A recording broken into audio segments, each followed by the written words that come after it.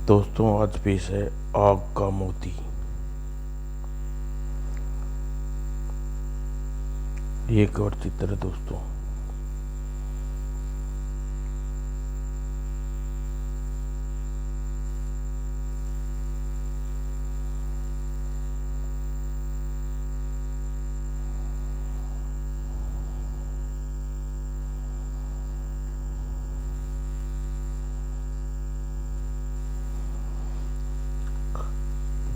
बूढ़ा कृपाल अपने बेटे चेतन से कह रहा था, चेतन, अब मैं बचूंगा नहीं, लेकिन मरने से पहले मैं तुम्हें एक सच्ची कहानी सुनाना चाहता हूँ। कुंदन गांव में एक युवक रहता था। वह, उसकी पत्नी और बूढ़े माँ बाप थे। एक दिन माँ, अरे रुक्मिणी, फुस, ओह, आह, सर्प अत्यंत विषधर था और पलक झपकते ही दोनों का शरीर विष फैलने लगा, जिससे परिणामस्वरूप दोनों तुरंत ही प्राण त्याग दिए। माँ बापू। गांव के शमशान में उस युवक ने बड़े दुखी हृदय से अपने माँ बाप का अंतिम संस्कार किया। दाह संस्कार क्रिया संपन्न होने के पर वह गांव वाले तो वहां से चले गए, पर युवक उदास चिताओं के पास बैठा रह गया। धीरे धीरे रात का अंधेरा चारों तरफ गिराया। तभी ओम शमशान भूमि नमस्तुते। कौन है रे तू? यहाँ इतनी रात गई क्या कर रहा है? ये चिताएं मेरे माता पिता की हैं। जब तक ये ठंडी नहीं हो जाएंगी तब तक यहाँ से नहीं जाऊंगा। ओह, नश्वर शरीर तेरा इतना मोह ठीक नहीं है युवक। बाबा, इन्होंने मुझे जन्म दिया, जिनकी गोद में मैं पल कर इतना बड़ा, इतनी जल्द ही अपना मोह कैसे तोड़ सकता हूँ मैं? यह भी ठीक कह रहा है तू। अच्छा ठीक है, तू भी यहीं बैठ, मैं इधर जाकर अपनी पूजा अर्चना करना आरंभ करता हूँ। तांत्रिक ने शमशान से दूसरे कोने में जाकर अपना कार्य आरंभ कर दिया। कोई तांत्रिक लगता है। और कुछ ही देर बाद तांत्रिक क्रियाएं करता रहा। तत्पश्चात लंबी समाधि में लीन हो गया। बहुत रात गए जब चिताएं की आग ठंडी हुई।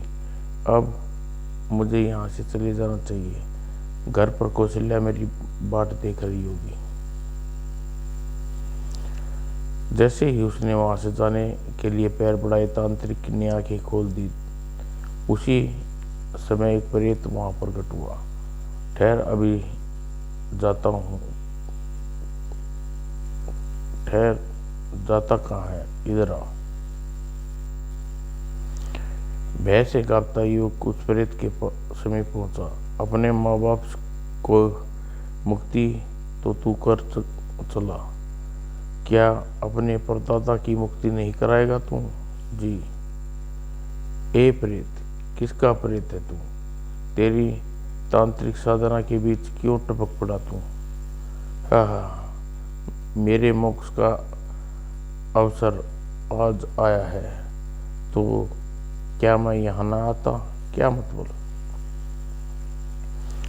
सुन तांत्रिक चंडाल, मैं इसका युग का परदाता जयकिशन प्रेत हूँ।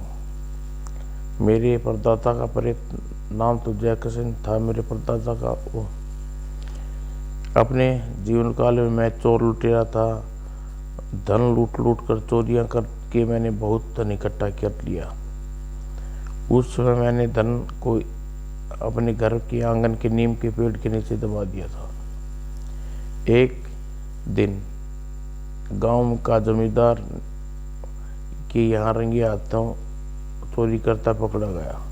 उस जमींदार की लाठियों से पीट कर मुझे मार डाला। बस तब से मैं प्रेत बनकर इधर उधर भटक रहा हूँ। अब तू इस युग से क्या चाहता है? मैं चाहता हूँ मेरे वंश का यह युवक अपने घर के आंगन में दबे खजाने को खोदे और खजाने को प्राप्त धन गांव का सुधार के लिए अच्छे कार्यों के लगाए। ओह, इतने नेक विचार तुम्हारे। अपने जीवन काल में मैंने कोई अच्छा कार्य नहीं किया, नहीं कर सका तो मर कर तो कर लूं। यदि इसने मेरे कहे अनुसार उस खजाने का प्रयोग किया तो मुझे प्रेत योनि से मुक्ति मिल जाएगी। अब तुम बताओ, जब तुम जाओ, मैं वादा करता हूँ यह युग तुम्हारी इच्छा पूरी करेगा। ठीक है, मैं जा रहा हूँ। अगले ही पल प्रेत वहाँ नहीं था। तांत्रिक बाबा, मैं अवश्य ही गड़े खजाने को खोद निकालूंगा और अपने परदादा की इच्छा अनुसार गांव की भलाई के कार्य में खर्च कर दूंगा। यह कार्य जितना आसान नहीं है बेटा, जितना तू समझ रहा है। यह आप क्या कह रहे हैं बाबा? मैं ठीक कह रहा हूँ। उस खजाने को न जाने कितने लोगों की बद्दुआएं लगी होगी हैं। उसे खोद कर ऊपर नहीं लाया जा सकता। तो फिर कैसे लाया जाएगा? तंत्र मंत्र के प्रयोग करने से उसे ऊपर लाया जा सकता है। मैं तो कोई मंत्र नहीं जानता बाबा। मैं तुझे तंत्र मंत्र बताऊंगा। तब चंडाल ने उसे कोई मंत्र बताया। पश्चात तुझे 1 सप्ताह आंगन में नीम के पेड़ के नीचे बैठकर इन मंत्रों का जाप करना होगा और 1 माह बाद जब तेरा मंत्र साधना पूरी हो जाएगी तो दबा खजाना स्वयं ही धरती से ऊपर आ जाएगा। वो ऐसी एक बात हमेशा याद रखना बेटा, मेरे प्रेत और अपने बीच हुई इस वार्तालाप को भूल से भी यदि तूने किसी को बताया, ऐसा करने के 1 घंटे बाद ही तेरी मृत्यु हो जाएगी। इसलिए याद रखना, शमशान का यह वार्तालाप भूल से भी किसी को नहीं बताएगा। तुम नहीं बताऊंगा बाबा। अच्छा, अब घर जा, बहुत रात हो गई। बाबा, एक बात और बताओ, यदि आज के बाद आपसे मिलना चाहूँ तो आप कहाँ मिलेंगे? अरे हमारा क्या ठिकाना, हम तो रमते जोगी हैं। आज यहाँ, कल वहाँ। हाँ, एक ठिकाना है मेरा। मैं रातों रात शमशान में ही बिताता करता हूँ। बस शमशान ही मेरे लिए मिलने का ठिकाना है। तब चंडाल तांत्रिक को प्रणाम कर युग शमशान से चला गया।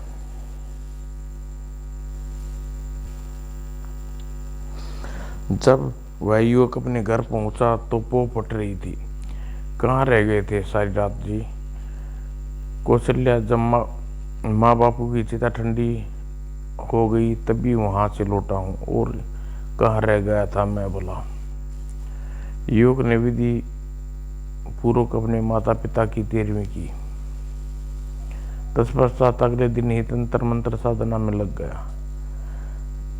यह क्या कर रहे हो जी? खबरदार कौशल्या, आज के बाद भूल कर तूने मुझे इस विषय में पूछा तो। पति की डांट सुनकर कौशल्या स्वयं कर रह गई। पता नहीं क्या कर रहे हो ये। तभी, अरे यह क्या कर रहा है तू? क्या खेती पर नहीं चलना है? कुछ नहीं कर रहा रामू काका, आप जाइए खेतों पर, मैं नहीं जाऊंगा। उसी दिन सारे गांव में चर्चा फैल गई। कुछ सुना तुमने? हरिया का बेटा अपने आंगन में पूजा पाठ कर रहा है। हाँ सुना, तांत्रिक की तरह मैं अपने सामने मानव खोपड़ी। मैंने वह खोपड़ी देखी। कहीं वह कोई तांत्रिक क्रिया तो नहीं कर रहा? पर क्यों बैठे बिठाए उसे तांत्रिक क्रियाएं सिद्ध करने की सूझी। एक युग की तांत्रिक क्रिया आबाद गति से चल रही थी। फिर एक दिन, आए मेरा जवान बेटा, चल बैठा। वो किशन तो भला चंगा था, कैसे मर गया वह। और उसी शाम, हाय मेरी 2 भैंस तालाब में डूब गई। और उसी रात मुखिया के घर में डकैती पड़ी। मुखिया, निकाल दे जो भी तेरे घर में है, वरना तेरी जान से खैर नहीं। अगले दिन मुखिया के घर में कोहराम मच गया। क्या हुआ? कभी कोई खबर आया है कि दूसरे गांव से लौटते मुखिया कल रात नाव द्वारा नदी पार कर रहे थे तो नाव नदी में डूब गई। अरे और मुखिया वह भी नाव के साथ नदी में डूब गया। ओह, यह तो बुरा हुआ। पता नहीं गांव वाले पर अकस्मात क्या विपत्ति आ पड़ी है। पहले रमिया मौसी का जवान बेटा मर गया, फिर चंदू काका की 2 भैंस डूब गई और रात को डाकू मुखिया का सब कुछ लूट गए और मुखिया काका नदी में डूब गए। सब कुछ समझ में नहीं आ रहा है। एक गांव में ऐसी घटनाएं घटने लगी हैं। मुझे तो इन घटनाओं में हरिया के बेटे का हाथ लग रहा था। वह कैसे? अरे देख नहीं रहे तू, हरिया का बेटा आजकल किसी तांत्रिक क्रिया को संपन्न करने में लगा हुआ है। इस चक्कर में उसने खेतों पर जाना भी छोड़ रखा है। वह जो तांत्रिक क्रिया करने में लगा हुआ है, मुझे लगता है उसके प्रभाव से ही गांव में ये घटनाएं घट रही हैं। मुझे भी ऐसा लगता है। उससे चलकर पूछा जाए कि वह तांत्रिक पूजा किस प्रयोजन से कर रहा है। तब मुखिया के नेतृत्व में सभी गांव वाले उसी युग के पास आए। आप लोग, हम यह जानने आए हैं कि तू तांत्रिक क्रियाएं क्यों कर रहा है। इस विषय में मैं आपको कुछ नहीं बताऊंगा मुखिया जी। क्यों नहीं बताएगा? मेरी मर्जी, तेरी मर्जी नहीं चलेगी। क्यों? अपनी मर्जी का मालिक हूं मैं। नहीं बताता तो ठीक है। तब तुझे आज से इसी समय से ये गांव छोड़ना होगा। मैं नहीं छोड़ूंगा गांव। नहीं छोड़ेगा? हाँ, बिल्कुल नहीं छोड़ूंगा। ठहर, अभी तेरी धुनाई करता हूँ। अगली पल तड़ाक मुखिया जी की देखा गांव वाली युग भी धुनाई करने में जुट गई। मारो साले को, छोड़ दो मेरे पति को, इन्हें न मारो। और कुछ देर बाद पिटते पिटते युग बेहोश हो गया। कौशल्या, अच्छा यही है कि तू अपने पति को गांव से लेकर चली जा, वरना गांव वाले तेरे पति को जीवित नहीं छोड़ेंगे। कौशल्या घर पर ताला लगाया और मूर्छित पति को बैलगाड़ी में लाद गांव छोड़कर चली दी। और जब बैलगाड़ी गांव से दूर पहुंच गई, युग को होश आया। अब कैसे हो जी? युग ने तुरंत आंखें खोली। मैं कहाँ हूँ? अपनी बैलगाड़ी में। युग झटके से उठ बैठा। बैलगाड़ी में? कौशल्या, बैलगाड़ी क्यों? मुझे घर जाकर अपनी पूजा करनी है। बाढ़ में जाए तुम्हारी पूजा, मैं अब तुम्हें वहाँ नहीं जाने दूंगी। लेकिन क्यों? गांव वाले सभी लोग तुम्हारे खून के प्यासे हो गए हैं। उन्होंने तुम्हें मेरी सौगंध, वहां जाने की जिद छोड़ दो। उस घटना के बाद वह युवक अपने गांव फिर कभी नहीं गया और अपने परदादा के प्रेत के मोक्ष प्रदान करने की हसरत उसके दिल में ही उमड़ती उमड़ती रही। एक दिन उसकी पत्नी का भी सर्व सिधार गई। तब वह युवक इस दुनिया में बिल्कुल अकेला रह गया। अपनी पत्नी के बाद अपने इकलौते बेटे को बड़े लाड प्यार से पाला। आज जब उसने न रह गया तो उसने सारी बात अपने बेटे को बता दी। यह आप क्या कह रहे हैं पिताजी? आप ही वह युवक हैं? हाँ बेटे, मैं ही वह अभागा युवक हूँ जिसे उसके गांव वाले ने पीट कर गांव से दूर जाने को मजबूर कर दिया था। ओह बेटा, चूंकि मैं तुम्हें सारी बात बता चुका हूँ, इसलिए 1 घंटे के पश्चात अब मैं मर जाऊंगा। पर मरने से पहले एक वचन लेना चाहता हूँ। कहिए पिताजी। मैं चाहता हूँ, चाहकर भी अपने परदादा जयकिशन के प्रेत योनि से छुटकारा न दिला सका, पर वचन दे तू अपने पिता परदादा को प्रेत योनि से मुक्ति अवश्य दिलाएगा। मैं वचन देता हूँ पिताजी। शाबाश बेटा, मुझे तुमसे ऐसी ही आशा थी। अब मेरी बात ध्यान से सुनो। मेरे मरने के बाद तांत्रिक चंडाल की खोज करना। लेकिन पिताजी, तांत्रिक चंडाल मुझे मिलेंगे कहाँ? आपको कोई ठोर ठिकाना तो होगा नहीं। बेटा, तांत्रिक चंडाल रात्रि को शमशान में बिताता है। तू रातों को शमशान में उसकी खोज करना और फिर वह जो कुछ भी तुझे कहे उसी के अनुसार कार्य करना। जी पिताजी। बेटा, यह कुंदन गांव हमारे पुश्तैनी मकान की चाबी, इसे अपने पास रख ले। और कृपाल तो चेतन को कुछ कई निर्देशन दिए। तत्पश्चात आह पिताजी। और कृपाल ऊंची तड़ंग भरी और तुरंत नीचे जा गिरा। ओह, पिताजी के प्राण पखेर उड़ गई। उसने कृपाल का अंतिम संस्कार किया। तत्पश्चात तांत्रिक चंडाल की खोज में निकल पड़ा। पूरी रात बीत गई पर इस शमशान में कोई तांत्रिक चंडाल नहीं आया। उसने कई शमशानों को खाक छानी। पूरे 3 महीने बाद, आपका नाम क्या है बाबा? मुझे चंडाल कहते हैं। ओह, आखिर आप मिल ही गए। मुझसे क्यों मिलना चाहता था तू? बाबा, वर्षों पहले कुंदन गांव में शमशान में आपने मेरे पिताजी से भेंट हुई थी। तब आपने उसे परदादा के मोक्ष के विषय में बताया था। मेरे पिताजी चाहकर भी आपका बताया न कर सके। अब जब उस कार्य को पूरा करने को बीड़ा उठाया है, इसलिए कई माह से आपकी खोज में भटक रहा हूँ। यह बात है। यह कह चंडाल ऋषि ने आंखें मूंद ली और कुछ देर बाद जब आंखें खोली, बेटा, तेरे परदादा द्वारा चोरी लूटपाट इकट्ठा किया खजाना अब भी तुम्हारे घर के आंगन में दबा हुआ है। तो क्या उसे चोर खोद कर नहीं दबा हुआ? क्या उसे चोर खोद कर ले गई? नहीं, यह बात नहीं है बेटा। माया भी जमीन में एक स्थान रखती है। माया बहुत चंचल होती है। जमीन में दबा वह सारा खजाना स्वयं ही सरक कर कुंदन गांव के बाहर एक विशाल पेड़ के नीचे चला गया और तुम्हें उसी बड़ पेड़ के नीचे बैठकर पूरे 10 दिन तक तांत्रिक क्रियाएं पूरी करनी होंगी। तब वह जमीन से दबा खजाना ऊपर आ सकता है। ठीक है बाबा, मैं ऐसा ही करूँगा।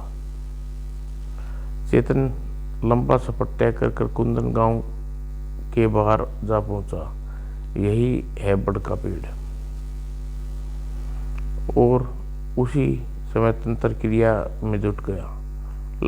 लगातार उसने तांत्रिक क्रियाएं की और 10वें दिन तभी वो धरती फट रही है। छेड़ दी। ओह, 5 कलश। ओह, 5 कलश खोलकर देखा। ओह, इतना धन, इतनी दौलत। उसी समय डाकू का गिरोह उधर से आ रहा था। अरे, इतना खजाना! उस खजाने को लूट लो। नहीं, खजाने को हाथ न लगाना। तलट। डाकुओं ने कलशों में से सोने की मोती निकाल ले। हा, चमकदार है। और तभी, ओह, इन मोतियों में से आग की लपटें निकल रही हैं। हाय, जल गया। और सारे डाकू आग की लपटों में गिर गए। यह क्या चमत्कार है! सिद्धि डाकू आग से जलकर भस्म हो गए। चेतन सारे खजाने को गांव ले आया और उस दौलत को गांव में शिक्षालय बनवाए, गांव में कुएं खुदवाए, मंदिर बनवाए। तत्पश्चात एक रात, बेटा, तूने मुझे प्रेत योनि से छुटकारा दिलाया। मैं तुझसे बहुत खुश हूँ। उस दिन के बाद जयकिशन का प्रेत किसी को दिखाई नहीं दिया और मोक्ष मिला। समाप्त दोस्तों।